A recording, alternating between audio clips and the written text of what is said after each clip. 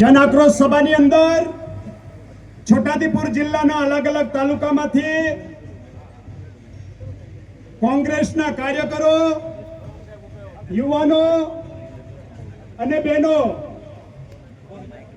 થોડીક ક્ષણોની અંદર આપણા જે મંચસ્થ મહાનુભાવો જે ગુજરાત કમિટીના મુરબ્બી નેતાઓ પધારવાના છે. મારે તમારી વચ્ચે થોડી વાત કરવી છે. મિત્રો, આ ભારતીય જનતા પાર્ટીની જે સરકાર છે એ સરકાર નથી. એ ભારતની અંદર 1947 પહેલા ઈસ્ટ ઇન્ડિયા નામની કંપની ઇંગ્લેન્ડના અંગ્રેજો ભારતમાં વેપાર કરવાના હેતુથી આવ્યા હતા અને એ ઈસ્ટ ઇન્ડિયા કંપનીને સરદાર વલ્લભભાઈ પટેલ, જવાહરલાલ નહેરુ, મહાત્મા ગાંધીજી જેવા મહાન વિભૂતિઓ સત્ય અને અહિંસાના માર્ગે લડાઈ લડીને આ દેશમાંથી એમને ફરી ઇંગ્લેન્ડમાં ભગાયા. એવી જ બીજી ભારતની અંદર ઈસ્ટ ઇન્ડિયા કંપની કરતા પણ કાળા લોકોની કંપની આવી. કંપનીનું નામ ભારતીય જનતા પાર્ટીની કંપની છે. અને મિત્ર, કંપની માત્ર ને માત્ર ઉમરગામથી અંબાજી સુધી ટ્રાઇબલ બેલ્ટ એટલે કે આદિવાસી વિસ્તાર કહેવામાં આવે. એ વિસ્તારની અંદર ખૂબ મોટા પ્રમાણમાં ખનિજ છે. ખનિજ અને ખનિજ કાઢવા હોય તો આદિવાસીઓને એન પ્રકારે અહીંથી ભગાવવું પડે. અને અદાણી અંબાણીને અર્થ રેરર હોય, યુરેનિયમ હોય, બોક્સાઇટ હોય કે પછી હાઇડ્રો પાવર પ્રોજેક્ટ હોય કે પછી ડેમના નામ પર હોય કે પછી ઇકો સેન્સિટિવ ઝોનના નામ પર હોય, આ બધા પ્રોજેક્ટો લાવીને આદિવાસીઓને અહીંથી વિનાશ કરવાના ધંધા આ ભારતીય જનતા પાર્ટીના છે. જ્યારે જ્યારે આપણી સરકાર હોય ત્યારે આદિવાસીઓને લોભામણી લાલચો આપવામાં આવે અને લોભામણી લાલચોમાં આપણને માત્ર 1,20,000 રૂપિયાની આવાસની ઓયડી આપે, 2,000 રૂપિયા ખાતામાં નાખે. અને જ્યારે વિધાનસભાની ચૂંટણી આવે, જ્યારે તાલુકા પંચાયતની ચૂંટણી આવે, આપણા લોકો સરકાર આપણને કઈ કાપે એવી ભાવનાથી આપણે બધા એમને વોટ આપીએ અને પછી વિધાનસભામાં એમની બહુમત ધારાસભ્ય ચૂંટાઈ અને સરકાર બન્યા પછી વિધાનસભાની અંદર આદિવાસીઓની જમીન ખનિજ કાઢવા માટે કેવી રીતના લઈ લેવું એના માટે વિધાનસભાની અંદર બિલ પાસ કરવામાં આવે.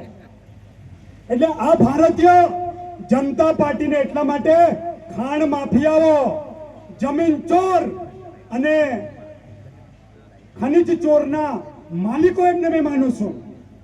જેવી રીતના મારા આંબા ડુંગરની અંદર જીએમડીસી અર્થ રેરર પ્રોજેક્ટમાં 28 ગામડાના આદિવાસી લોકોની જમીન ઉદ્યોગપતિઓને અર્થ રેરર કાઢવા માટે આપવા માટે એમનું નોટિફિકેશન બહાર પાડ્યું. એમાં 4 ગામનું 10મા મહિનાની 14 તારીખેનું ઓલરેડી ટેન્ડરિંગ થઈ ગયું.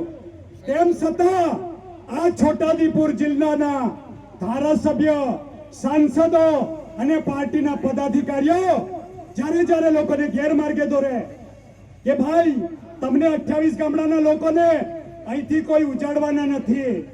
અરે હું એમને ચેલેન્જ કરું, 28 ગામડાના લોકોને નહીં ઉજાડવાના હોય તો એ લોકો જ્યાં મીટિંગ કરે ત્યાં જઈને એને ઓફિશિયલી પ્રેસ કોન્ફરન્સ કરીને એનું નોટિફિકેશન લોકોની વચ્ચે જઈને આપે તો અમે માનીએ કે 28 ગામડાના આદિવાસીઓને નથી ઉજાડવાના. એટલે તમારી સસ્તી પ્રસિદ્ધિ માટે આદિવાસી સમાજના લોકોને બલીના બકરા બનાવવાના આ ભારતીય જનતા પાર્ટીના દલાલ નેતાઓ બંધ કરે એવું મારું નરેન્દ્ર રાઠવાનું કહેવું છે. એવી જ પરિસ્થિતિ હાઇડ્રો પાવર પ્રોજેક્ટમાં.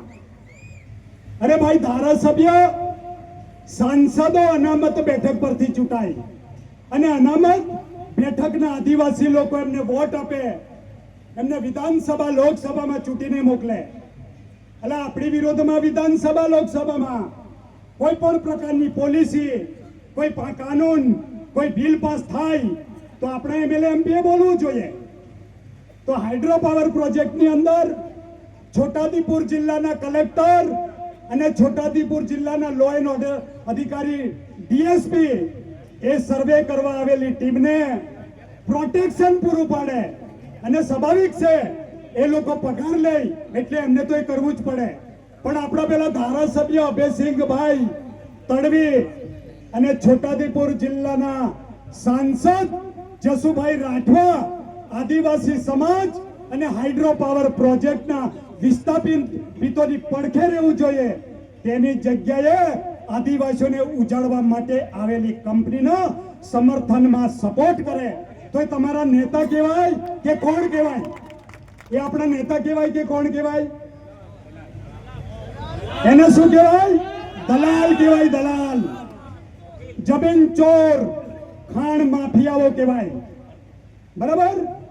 એટલે કોંગ્રેસ 28 ગામના અમારા આદિવાસી સમાજના જે વિસ્થાપિતો આવનારા સમયમાં થવાના છે એમની પડખે છે. કોંગ્રેસ તમારી પડખે છે. હું ક્યારનો કહેતો હતો કે તમારો પ્રશ્નનું સોલ્યુશન કોંગ્રેસ સિવાય તમારો વિકલ્પ નથી. કારણ કે રૂલિંગ પાર્ટી તમને અહીંથી ઉજાડવા માટે પેતરાઓ રચે, ત્યારે વિપક્ષમાં આજે ગુજરાતની અંદર એક આપણા શેર છે, શેર આનંદભાઈ પટેલ, તુષારભાઈ ચૌધરી, જિગ્નેશભાઈ મેવાણીને ઓળખો ને? અરે દમ કાઢી નાખ્યો ભાજપ વાળાનો, દમ કાઢી નાખ્યા. થોડીક ક્ષણોમાં આપણી વચ્ચે પધારવાના છે. આવા બબ્બર શેરો આપણી સાથે છે. તો 28 ગામડાના વિસ્થાપિતો અને નસવાડી તાલુકાના હાઇડ્રો પાવર પ્રોજેક્ટના વિસ્થાપિતોએ ડરવાની જરૂર નથી. અને સાથે સાથે મર્દ નરેન્દ્ર રાઠવા પણ તમારી પડખે છે. બરાબર? વગર સત્તાએ પણ અમને ફીડ લાવવા વાળા છે, એટલે ડરવાની જરૂર નથી. પરંતુ તમે કોંગ્રેસ પક્ષના જે લીડરો છે એમના પર તમે વિશ્વાસ મૂકજો અને તમારા હકની લડાઈ લડવા માટે અમે તૈયાર છે.